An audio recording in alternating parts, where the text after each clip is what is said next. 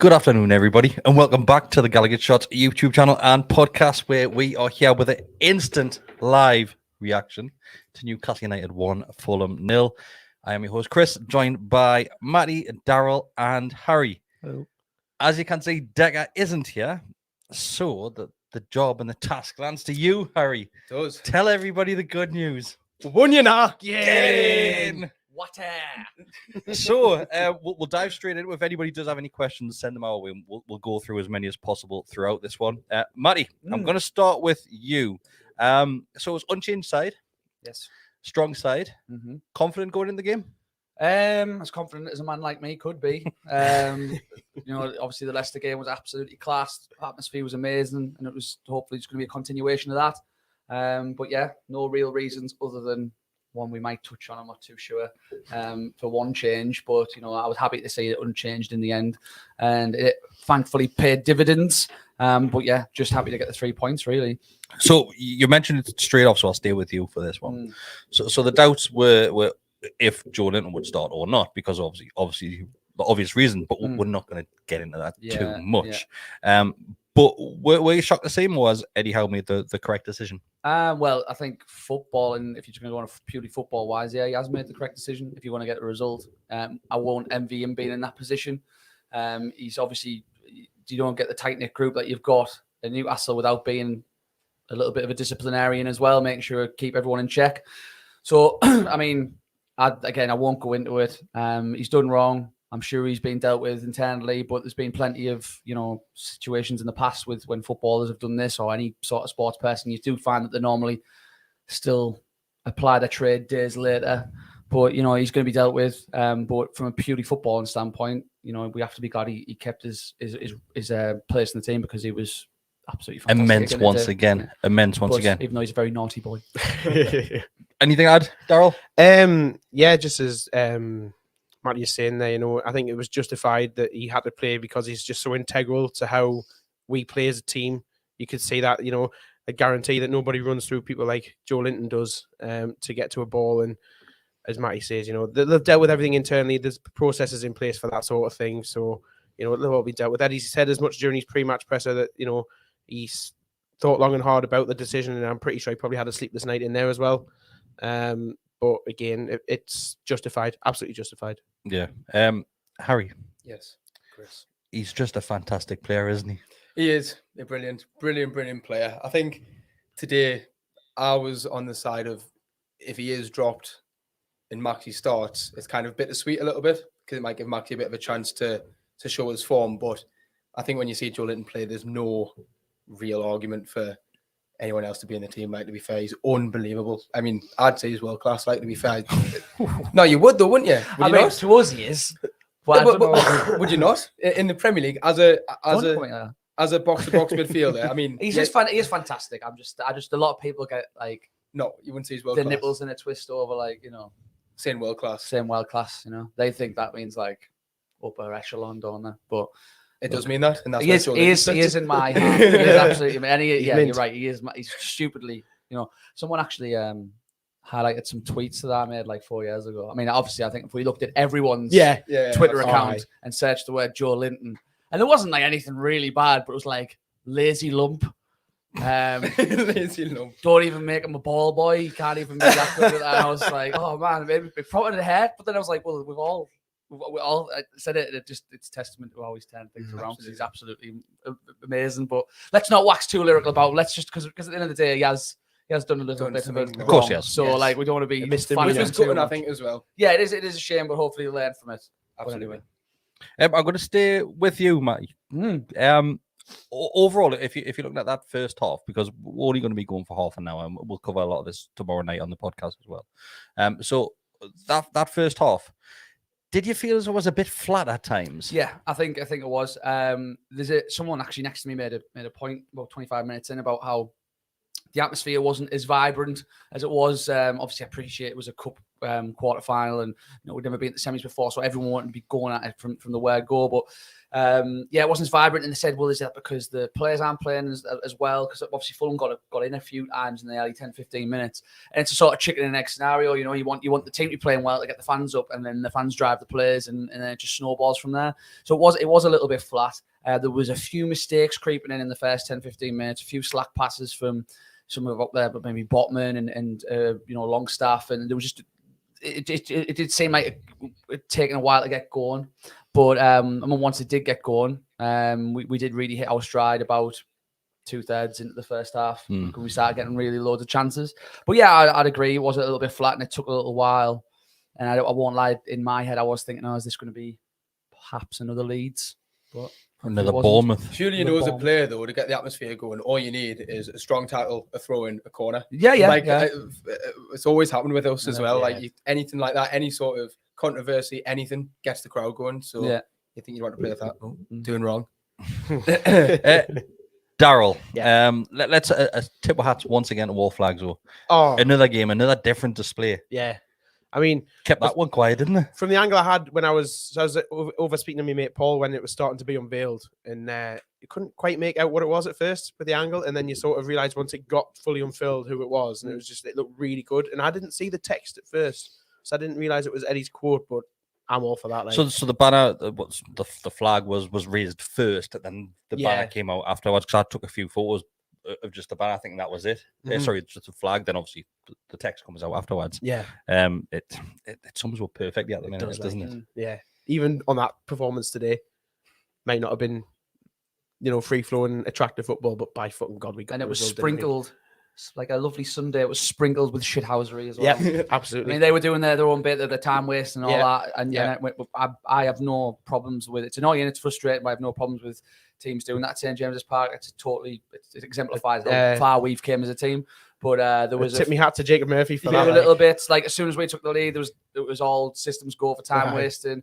The way we dealt with the penalty, I know we're going to come to it, but Callum Wilson was up to no good, Pope was up to no good. You gotta love it, really. It's something which happens with every single football team, but it gets highlighted massively when it's Newcastle. Because do you think we're the kings of this now, Harry? Of shithousery? Yeah. I'd say so. As a Newcastle fan, I'm quite naive. I don't see Newcastle as being massively shithousery because I get so angry at other teams, and I think, we never do that, man. Like Leeds when they were at home, like I couldn't stand it. But then you see it happen in the game after. But yeah, I absolutely like Jacob Murphy picking a ball up like a toddler. Unbelievable. Just kicking it and then going for it. It was absolutely fantastic. Like, absolutely love it. It's honestly, I think this team now, and Matty, I mentioned this on the way across to the studio tonight, is that we're going to get a lot of teams that come to St James's Park and just try and contain Newcastle and try and sit back. I think Fulham, they only got the one chance, I would say. One or two. They're threatened. They're going to some threatening positions because, I mean, at the end of the day, they haven't forced a save from Pope for the entire game. But they got into positions. There was a time when they played. They had this switch from their right to the left that was always on because Trippier was coming inside, and it led to Mitrovic getting the ball at his feet, and he had Botman right pinned, and it was like, he's going to turn and hit this, and thankfully it got cleared. And a couple of times they threatened to do some bits. I don't want to take.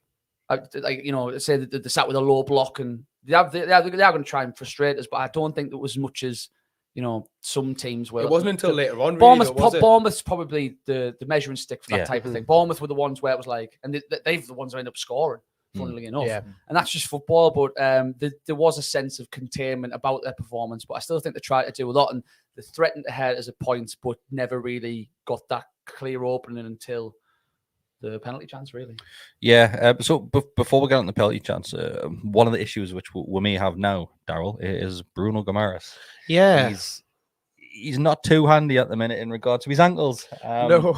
He got injured late on in the first half, and he tried his best to stay on the field. And everybody could see he was completely uncomfortable. Mm-hmm. But he tried. But then he indicated that he needed to come off. I mean, he lasted a half time because it was just beforehand. Yeah. So you lasted till the whistle but that could be a concern now. It is a massive concern, isn't it? Really, and size of the heart in the lad for carrying on the way he did for as long as he did as well. Because it was about 20 minutes, wasn't it? Yeah. I mean, it happened, and then that first moment where he miscontrolled the ball and started. I've never heard anything like that. That audible noise. I've never heard. Well, that for that type of thing, because normally it's when like someone pulls around, say the hamstring, go down your ear, like, oh, fuck. But they saw him get back on the pitch and thought, oh, he's going to walk this off, and then he took a touch and then started miscontrolled, and it's like for audio listeners, I've just done a little hobble there. It was like a groan. It was like sort of like a groan and an ooh at the same time. It's like ooh. And then we said on the way over though that there was a little spell though where he ran from like left to right, fine, to come back into his stride for that period, and then again he would then limp again, and then he would come back. There's some weak passes though in that period as well. Like every now and you could tell he didn't want the ball as he would normally like to have the ball. He wasn't going looking for it. No. He was hiding a bit. And I think the team were protecting him as well. You see Longstaff or Joelinton picking the ball up, and they were looking out wide rather than looking forward to Bruno to carry the ball. And I mean, we all got our fingers crossed, and we all pray that it's nothing that's going to keep him out for too long. So Eddie Howe has came out in his post-match interview and said that obviously it's too early to understand what it is, and they will be obviously looking at it. And it's a twisted ankle, and that's as much as we know. Bruno's also came out, Matty. I think you mentioned this. It was Daryl said, they just said it just to be open. And we've said though, like fair play for him carrying on, and obviously he's went off being consoled by Joelinton and Longstaff, and he's in tears. But again, not to call him soft or anything, but like he's a very emotional guy, which is absolutely fine. But we've seen him, knock the ball out for a throw-in, win a tackle it, and celebrate like it's a goal. So I think when things are negative and he's thinking, this is the first time he's ever had to be brought off for an injury since joining Newcastle, he's probably just thought, I really want to affect this game and I'm gutted. But like with all, and I'm no doctor, although I might talk like one, and I play one on TV. That's just Actually, I remember a story where your dad said that you would make the worst doctor ever. Yeah, I'd be the most pessimistic. Like I walk in, I just get like scans and go like, oh my god, right in front of them, like that, no chance. You're not walking again, mate. You're not walking again. But we've all twisted our ankles before, and there's times where like you literally feel like you're gonna throw up when you twist your ankle. And you think, there's no way I have not snapped my ankle here. Yeah. And then days later, you're able to put weight on it. And so you get a bit of swelling, hopefully it's just a really bad just a roll. And there's no like ligament snaps or anything. There's a comment that came straight in there from Jules, I'll put on screen, says that one of the reporters, Cronin, has reported that Bruno is off for a scan and he has been pictured in a protective boot. Precautionary. It's just precaution, isn't it? It's just precaution. Depending on this, Daryl, I'll stay with you. Depending on this injury, and if it is one where Bruno's going to be on the sidelines for a handful of weeks, this is an area of the field which we're quite stretched at the moment. Yeah. Will the club look at this and think we need to bring a first team player in? I think if the injury is something that's a bit more severe than we'd hope, and maybe it's going to keep Bruno out for a similar period to what John Joe's out for at the minute, so he's out for 6 to 8. Is his forecast. So if that's something that keeps Bruno for 6 to 8, I think you might see the chairman or my dad might go and open the checkbook or get the credit card out. Credit card again. Get the credit card out, and he'll go and get somebody. This is the only area of the pitch where if we got a serious injury, that probably you would have. But you noticed it as well, though, in the second half. Just the midfield balance just wasn't quite the same, and we didn't go through the middle as we would normally do if we had Bruno in there. It didn't affect our hold on the game, though. Yeah. So we were scoring wide a lot more, moving it around the back four and going down one flank, and then only really recycling the ball centrally. But yeah, I think if it was a left back, striker, winger, we might have just thought, no, we'll still keep with what we've got. I mean, anyway, though, I mean the majority of links / whatever this window have been midfielders. You've got Milinkovic-Savic and Ruben Neves is kind of your main two. I didn't realize Ruben Neves was 25.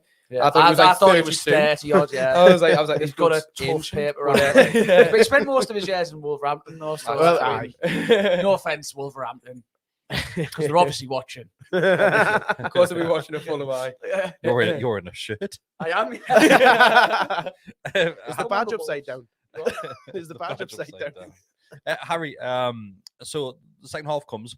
Bruno is off the field and replaced by Saint-Maximin.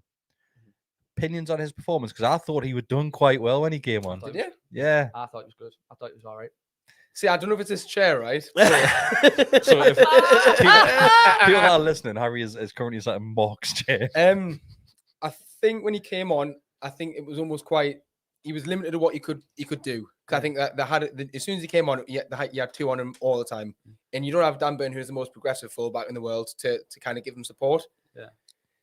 With Bruno going off as well, the only real pass he had into the middle was Joelinton going forward. And I found he just did little mazies and then just turned around and pass it. Well, Isak came over a couple of times and started playing. That's true, but that was later, though, wasn't it? Yeah. But when he first came on, I thought, But I don't think he did any. We might not have done anything spectacular, but he didn't do anything wrong. He kept the ball a little too long. Maybe But like once I was or saying, twice. he didn't really give it. I think he dribbled into a couple of players once. He put the ball in the box decent, like a couple of times decent as well. Yeah. Where it's just waiting for somebody. I hear how wide he goes. He flew back to cover Dan Burn at one point. Mhm. And That's true, a that's couple of true. people around me said, "Bloody hell, he's even covering the fullback." I'm not having a go at him, but Then. But he does go very wide, and I find he gets stuck there sometimes. Like he doesn't run in behind. He wants to almost just get the ball at his feet so he can do something with it.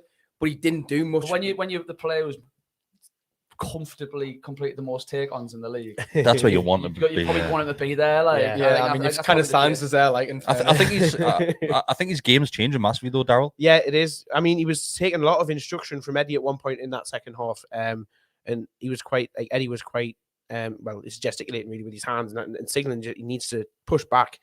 And I think that was to help cover with Dan Burn at one point as well.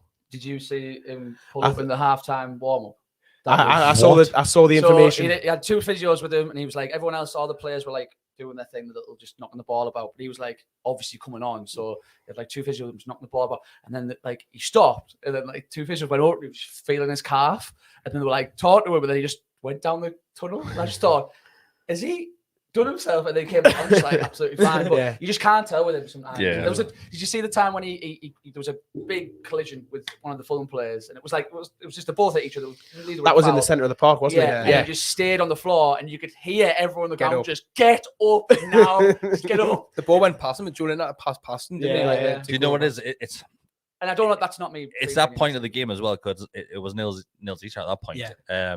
But later on in the game, Isak goes down when we're 1-0 up, and everybody's gone, stay down. Like, it's mental, absolutely crazy. The game changed massively when Isak came on, though. Yeah. I mean, they played at the back. So a couple of Newcastle chances I want to highlight. First of all, is the free kick. Everyone thinks Trippier's going to take it. Fabian Stars steps up and smashes that off the post, Matty.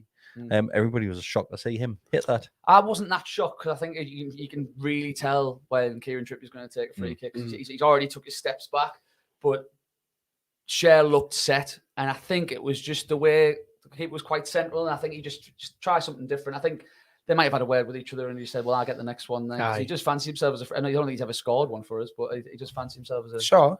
Did he score against Tottenham? Yeah, he did. Just about White White Hart Lane. Yeah. I remember. Well, the Tottenham Hotspur Stadium. Yeah. He's had a few goes at it at free kicks. Fabian, he's always I remember there taking around that it. one Like, against Wolves in the last minute and being absolutely great. But it was when it hits the post, you're thinking it's going to be one of those days. It's going to be one of those days, isn't it? Especially because I think there's Miggy or Wilson put it like really closely wide not long after it as well. It Was scored on Saint-Maximin? target, and it went out for another corner. Saint put one just wide as That's well. right, Just Yeah, wide. when he was falling down when he took the shot. Yeah. Speaking of chances, can we? I mean, we're in the second half here, so I didn't know if you were going to keep going in the second half. Just talk about them. just But keep throwing them that tackle in the first half. the Sean Langstaff chance. Great run, Oh, great yeah. ball. Oh, yeah. He's hit it. It's going in, but the lads came across absolutely quality. I think even if he goes, because Wilson kind of, you can tell when Wilson's disappointed because he wants to tap in. Yeah. But even Wilson kind of put his arms up, but then that lad's still going to get that block if you try to pass it across anyway. It was really good. You would have seen that a hell of a lot better than me, because I'm obviously on the other side. I'm It was Gallowgate. right on line with us. It was Bruno Ball, wasn't it? That just still slipped through. Yeah. unreal. It's typical that. And that to be so fair, many like times. that run, Longstaff's doing, it came off 2 or 3 times a game. But the one that free kick as well, when he tried to just do a little mazy in the box with Kieran Trippier free kick. But like he's getting in that area. It's obviously something that Eddie's telling him to do. And you know, I'm a fan of Sean Longstaff. I know a lot of people, and I know what he does. A lot of stuff wrong, but I think you've got to appreciate what he does right, though. You really have to appreciate what he does, and you can totally tell what Eddie Howe sees in him.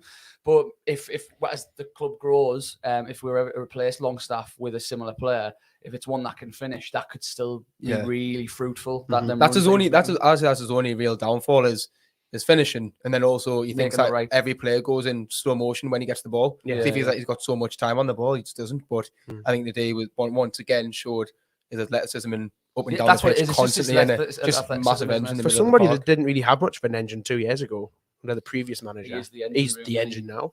Absolutely. Crazy. He's like I'm similar to you, Matty. I appreciate Longstaff and what he does, but yes, I'm not saying he's you can class or still anything criticize like him that. for doing things wrong. He had a shot in the second half, and he absolutely fires that. He took with his leg, didn't It he? looked like he meant to do what he did. Like, that's what annoyed. He was leaning back and he just let it in. But it's becoming very common for Longstaff to do that. At least Absolutely. once per game, he's fucking skies a ball. Because he has like a screamer in his locker, doesn't he, on his right foot? Like he's Yeah. But Oh, I yeah, don't know why he took that one on his left though. I don't know. Like it looked like it could still roll to his right, and he just decided to hit it with his left. I'd love to see him try it with the outside of his right for a change instead of going full on with his left. Oh, that's gone out for a bloody Fulham corner. That he did that. Let's jump into the main talking point though, and let's talk about the penalty. Because What about that? so I'm gonna let you. Like, whereabouts you said, Daryl? So I'm in Lee's corner, just behind Harry. So the three of you would have had a hell of a lot better view than me. So talk us through that, Daryl. Well, to be honest, I think we all agree that we didn't think it was for the one he gave it for in the end at first. We thought because Dan Burn has a right old pull on Pereira when he gets into the box. And I think everybody in the ground at that point thought that's a penalty. Yeah, Oh, yeah. yeah, absolutely. And the fact that he just kept going and was like, oh, they're going to look at that. Yeah, 100%. And if he hadn't, I expect him to blow up straight away and think, ooh, he's going to put it for the pull on shirt. But anyway, he kept on going and then it went on for a bit and then it ended up back on. Corner, we got a corner. Yeah. But that was after we had gone back over to that side for Kieran Trippier to put the tackle in. Yeah. And then we're like, oh, and it was, you're right. It took ages for the ball to actually go out to play. And we thought, oh, and then all of a sudden, he signals easy air and you think, oh, they're going to look at something here. And then we've got match control behind where I sit and the lad in the box, fair play to him, turned the TV screen so we could have a look. And we were using the Sky footage. Grass. Well, it came out well for us at this point. So we're looking at the footage and like, hang on, they're not showing the Dan Burn one. They're looking at Trippier. It's like, why? I don't think that Trippier one would have happened though, because I feel as soon as that Dan Burn thing happened, I mean, Dan Burn kind of just froze. Yeah, He's like, he makes a gesture as well, doesn't he? All the players kind of stopped and then realized nothing had gone on, and I think it's a bit rash. I mean, for Trippier to go in that hard, I don't think it's a foul after seeing that video that you showed. Well, yeah, before, you look at the footage now and you see that it's actually not a foul. Yeah, from the angle from like when they're coming towards you. Yeah, stamps on his foot before Trippier makes contact. So it goes all the way down to that side of the field. The Newcastle control and play goes out for a corner, and that's when the Fulham players just sprint. It's Pereira the straight referee. in there because he was the one. Official. Sprint at the referee, and you knew as soon as the referee gets called at the monitor, Harry, it's the decision's going that way. You do. I think it's only Michael Oliver that I've seen once Yeah. do it, and it just doesn't happen really again. But I think if we don't know what angles I've seen, because there's one angle where it looks like a blatant penalty. But Yeah, I don't know that's the one you could see on Sky. There's one where we've seen where it's coming towards him, and it was a Dick or double read. It was, yeah. He just stands on Trippier's foot. Like, Yeah. literally, it's like a nasty It's one. it's the same foot that he injured last season as well. So Was it? Kieran's going to it's be a high little up. bit. It's high up as Yeah, well. Yeah, It's not like Kieran's it's going to be his toes. proper on it about that after he injured it So last it's- season. Yeah, it's just not a penalty. I mean, I've spoken to people. I haven't seen the Dan Burn one back. I've spoken to people on like WhatsApp and stuff, and they've been like, "That one isn't a penalty either." For me, I thought it was a stone wall. Oh, from watching 100%, I was like, the Trippier one. Even watching that, I didn't think it was. It didn't look like much. And then we've seen the player back, and I don't know if he was shown just one angle, but He doesn't spend long at the monitor. Nah, Not so long I at don't know all. if they've just shown that. Like Harry said, there's a video kicking around where someone's recorded the screen. The rear angle, as if like kicking towards Newcastle's goal. It does look like a foul. Yeah. But the other one, it's like, oh no, the reason he's in that position is because he just stood on Trippier's foot. Yeah.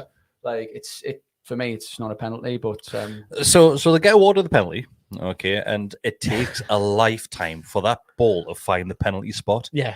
It probably didn't help that Callum Wilson Yeah, was there was no spending a penalty lot spot. of time. There was two balls on the pitch at one point Pope as was well. holding the ball, wasn't he? So I think there actually is a comment, a question there that says, it's from Russell Bay, and I've just put it on the screen for everybody. It says, did we scuff the pen spot?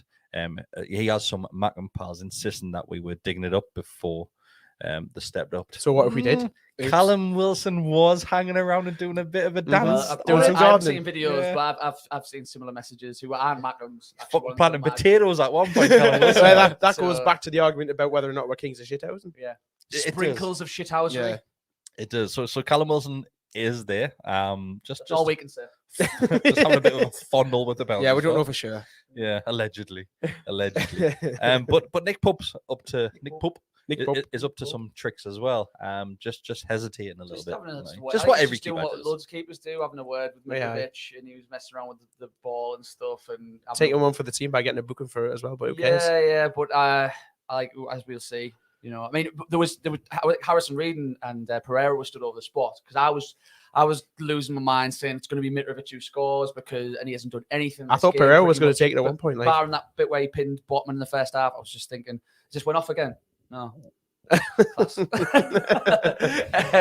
But like I just thought they're going to take a fair play, but then when Mitrovic came walking over, I was just fuming. Waiting for the finger guns. Yeah, because well, you see that he Has a bit of pace on his celebration. he goes wild when he scores or when he's inverted commas scores.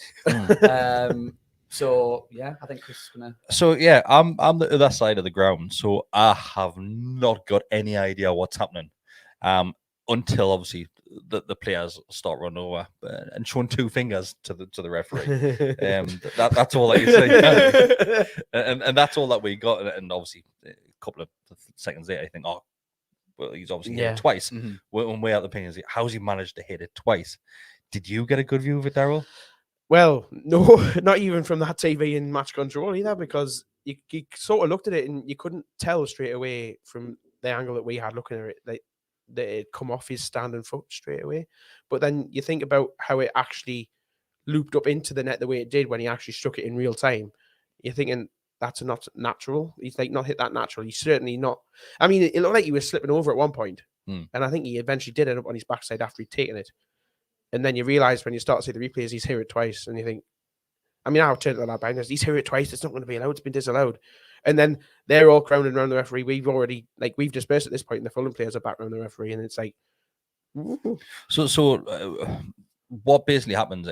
He slips, then he just kicks that ball into his standing foot. Yeah, That's and that's all an that- illegal move. Illegal move. An That's illegal an move in this illegal game. move. It's a legal move, but Harry, that was an absolute lifeline for us. Absolutely. I mean, as soon as because I thought it was going over from my angle, the way, I mean, I think it almost shows the way I saw it that it has taken 2 touches because it didn't look like it should have gone in that part of the goal. It looked like it was going over the bar, and I was like, oh, and the life just drained out of us. I was like, this is the day. I thought he'd just been jammy. I thought he'd slipped and then managed somehow to stuffed it in. put Yeah. the top I just right. thought it was the day where kind of the whole fortress of St James's Park and the form run that we're on is Joe Patterson says in the comments that the Pope would have dived the right way I wonder if he might have if I saved it, hadn't you have know. clipped it off his standing I foot. wonder if he yeah. might have saved it because he May I put tends some to faith put them in low. Pope then? He tends to put them low, Mitrovic. So I wonder if he probably would have saved it anyway. But it was 100% lifeline. Oh yeah. Oh, absolutely. I We mean, celebrated it like a goal. I went wild. Well, Yeah. to be fair, I thought he would just have to retake it. I didn't even know the rules. I had a flashback to Illegal. Preston. Do you remember Preston With the in the ref. championship with the ref where they got the rules wrong and we didn't get like But Burton Albion. Burton. Yeah. Burton, and I had a flashback that I was like, something's going to go wrong. Yeah, Something's going to go wrong. I Referees was just gonna be like, popping myself, but nah, absolutely fantastic that we got that. I think we probably could have nicked a draw if that had kind of gone in, but for us to get that goal and come away with a win, like you said, a lifeline. We said on the way over, Matty, that if the result had stayed nils each, that you wouldn't have been so disappointed with that because of the missed penalty. yeah, definitely. So you would have probably taken that because obviously if you get a penalty, it's Reluctantly nigh on you're going to taking it. score. Yeah. Given the amount of chances we had, you know, Wilson on another day gets 2 or 3 goals. You know, the chances that he made for himself. But yeah, excuse me, it was one of those ones where if you get a penalty save and you draw a game, then you do feel like you've sort of still got a result. But thankfully, we got one more, and it's just we kept going at the end. And but back on Mitrovic, it was just. I don't know. I sit in the middle with Mitrovic. I don't really get why people still see him as like a cult hero here, but I don't dislike him either. Like I'm just he used to play for Newcastle. Yeah. That's Yeah, I it. get that. Do you not think it's because he's classes himself as a Newcastle United fan? He was growing up, Yeah. and he still talks very highly of Newcastle. The interview beforehand, he was bigging up Newcastle fans. Oh, he's the best in the world, didn't he? It was a strange interview to do, as was he a Fulham player, man. Strange. But I think that thing, isn't it, with Newcastle? Like, if you have a player that comes in and shows so much passion for your club, then of course you might be seen as that for a long time.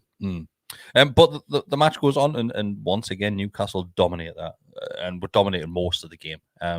They only had one shot on target, I believe, and that would have been the penalty, maybe. The non-penalty. I don't think they had a shot on target from open play. I can't remember Nick Pope making a save. He didn't put any behind, I don't think. No. Dive, didn't. I can't recall it, like. Yeah. There's absolutely nothing. Absolutely nothing. A couple of crosses he picked up, and that was it. Yeah, there was one cross he sort of misjudged and handed that back out for a corner. I think that was going in. Yeah. If he's missed that, the pace on that ball, I think that's actually just going in straight from the corner. But like I said, that's why I said they threatened to sometimes get in areas to do us damage, but never made that final pass. They did in the first 30 minutes. Like first, like you said before, you don't want to kind of knock them for saying like they've came here and try to frustrate us and keep the ball. They tried to play a game, didn't they? At the start, I think with the first 15 minutes, they had maybe 2 corners. And I was just like, what's going on? They're kind of on top of us a little bit. But then, obviously, like Kris, you've came now, the game then switched and they decided, all right, okay, we need to bring on another centre half and go for 5 at the back. Yeah, and you mentioned, Harry, when Isak came on, that's when the game turned once again. Yeah, massively. Isak, he finds himself everywhere. And do you know what it is? I'm going to be honest with this one, okay? People might think this is a bit harsh. I think it's way too early to judge him now. There's a few times where I just see him running into people a lot, but on the same instance, he's running into people and getting past them half of the time. Yeah. I think he will be an absolutely fantastic player for this football club. I really think he was. It was good to see him and Callum Wilson up top together as well. And he had this. It was weird. It wasn't like up top together. It was like a weird role he had. He sat deep and sort like of a little ghost. He was allowed to just sort of go from side to side as much because he went around the side of Saint-Maximin at one point and did a good little run. And he's quick, the lad. He's quick. And I think it's because he's down to those long levers of his. Like he just literally covers about 30 yards in one stride. He's got some skills as well. Like he's a bit tricky. And it's the position he took up to score the goal as well, though. Shows the instincts he's got. He has said in interviews in the past that he doesn't seem playing out wide. He wants to play centre forward. So maybe it's some sort of it called for it, but a strange sort of compromise with Eddie Howe. The fact that it's like I'm not going to play here as a number 9, but maybe as a, I don't know, the kids might call it a shadow striker or something like that. Like it's not exactly a number 10, but it's not exactly centre forward. It's somewhere in the middle. He slotted into that really well. Yeah, he did. And I think they didn't know how to live with it a little bit at some stages. So. Especially when you got Saint on the field as well, where that's a couple of players out of the game straight away trying to defend against Saint. But then you've got Isak who's got this free role and he's just all over the shop, but mainly dropping into that left-hand side of the field where Saint as well. And you've got the 3 of them really just chopping and changing all over the shop, and defenders won't have an absolute clue what to do. It's the kind of fluidity you get out of a team when you've got Joelinton and Joe Willock swapping positions between midfield and left wing. It's lovely. But the goal itself, I didn't think it was ever going to come. I thought it was going to be one of those days. You did wonder, didn't you? It's like, you know, we're pressing. We had them penned back in their own box for a long time towards the end, and you're thinking, are we actually going to get one? Can we do it? Can we break through them in that? And then it just happened. It just happened. Just came to win. We just, you know, was it Wilson put the ball across? And it could be actually was because he went ahead at a cross goal. It came off the back of a Fulham defender, and he still managed to get his foot to it straight away. So it was good play by Wilson. I mean, he did everything but score today. And 2 of the chances he made for himself, his touch was still absolutely exceptional. Honestly, with Wilson today, he was making the hard part of the gameplay look easy. Just turning, just spinning into space. Out. Then just hitting it straight at the keeper. I'm thinking you've done the hard bit. Yeah. But I thought he had a decent. I thought everyone had a decent game. But half time, didn't you have a chance? I was down for a drink, but. Didn't you have like a chance when he was just, you know? It's where literally he spins. He just spins. Yeah, is that what it was? He spins and hits it a few times, like, but I remember watching on the TV. I was like, after goal, and then it got saved. I was like, he hit it fairly well, but it was just straight at Leno. He does, like, honestly, I think he's a great footballer. It's just that issue once again is how often we'll see him in Newcastle. Yeah, you wonder if he's still trying to get over this illness that he had as well. To a degree, but he got a full 90 minutes out of him today, which is even better. And he seemed to really benefit with Isak coming on and being a bit of a partner. I love a player that runs down a goalkeeper. Like Dwight Gale did it all the time. Yeah, absolutely. There's the whole counting thing when he has the ball in his Just hand. Stands right next to him. Yeah. Like you sprinkle a shithousery. Yeah, Like yeah. it's Kicks the penalty exactly spot. what it is. Yeah. Just to wrap it up as well, we'll wrap it up on the shithousery. So far, but what was saw in that game is first of all is Nick Pope going down. So Matty, talk me through Nick Pope's shithousery today. So With a Bruno injury. First half. So the first half, yeah, he's literally just doing what he normally does. Just like he crouches down, like stretches his groins out and that, and then like he just gets to hit. I saw like Mad Dog go at the front, get over here, and he sprints over, and he's just like, yeah, we were just about to take a corner, yeah, runs back, corner gets cleared, and then he just goes down, just sits down, and then the referee was like, oh, he's been injured, but I've just watched you sprint over there and back. What's wrong with you? And like. I don't know if they just said, look, we need to get some instructions on because help for Bruno. Well, I think it was both because a lot of them went over and then Bruno sat down. And I think he took some tablets and stuff. And Dan Burn comes running across to give, I think it's Fabian Shaw and Kieran Trippier who were having a conversation on the other side of the field. Yeah. So Dan Burns obviously got instructions from Eddie Howe, then ran across the other side of the field. So there's a bit of shithousery. And then he obviously got booked in the second half for having a word with Mitrovic about the penalty, throwing the ball about. Although it might have paid off for us, I really think it has to be sorted though. It pisses me off, like in football, when much. It's going for your team. But even still, though, like even when we do it, there's times I think, just like after the Liverpool game, every time I see us sitting down or anything like that, I was like, how just how do you know what I mean? Just how because it stresses me out as well because like you don't have the World Cup added time, which I think could be looked at. But then I also think you've got that thing as well where you got 30-minute halves and you've got a rolling clock. So as soon as the ball goes out of play, you stop the clock. So you never have added time. You just play 30 minutes in. 30 Too much of a purist, Harry. I know. Stop trying to change it, Harry. Trying to change the game. Just dark art is part of the game, Harry. Yeah, I suppose. Just enjoy But it. I do agree there has to be something done about it to a certain extent. But when it's going for you, it's really hard to like. Yeah. It's really hard. The Callum Wilson shithousery was supposed to see it all game where he stands in front of the keeper and prevents him from taking He's a kick out his hands. He is the shit. He is the king shit king. shithouse. I tell you what, The man. shit Like, king, if he didn't play for Newcastle, I'm sure you'd hate him. But I mean, I don't know if I could hate someone who's that beautiful. He's a bit like Tony, and I find Wilson a bit like Tony in terms of his shithousery. Wilson's sexier than Tony, though. Just saying. Yeah, I probably agree. I can appreciate beauty. I can appreciate a beautiful man. So we'll see that with Wilson. Obviously, he allegedly scuffs out the penalty spot. Then at the end, Daryl, Jacob Murphy's in on the action as well. He is, isn't he? And you've got that little bit where he's kicking it's like you see it all the time where it's like the little bend and it's like they go to pick the ball up and then all of a sudden he's kicked it away and I think how many times did he do it? About 2 or 3 times, didn't he? And it ended up in the middle of the Fulham bench and they eventually kicked off and just got hold of the ball and just gave it back to. Didn't he go down with cramp as well? He did go down, yeah. 30 seconds on the pitch, he was like, yeah, me, how I, but might have been, but I don't think it was. But all right. Overall, though, absolute fantastic result that because Fulham weren't too far behind us. No. They're having a cracking season. They're having a great season. And do you know what it is? I was kind of worried coming into this one. I wasn't sure what to expect. I really wasn't. It would be a very tough game. Fulham are good. For the position that they're in, I said in the preview, you've got West Ham struggling at the bottom of the table. But we made them look like they were at the bottom of the table today. Oh, did we? We did. I don't go that far. But they didn't have a shot on target from open play. Yeah. But it's the best defense in the league, though. Yeah. Exactly. Honestly, anybody comes here and if we can prevent a shot on target in 90 minutes of open play, that's fair enough. It's ridiculous that. And that's not just credit the defense, that's everywhere. Yeah. That's everywhere on the field.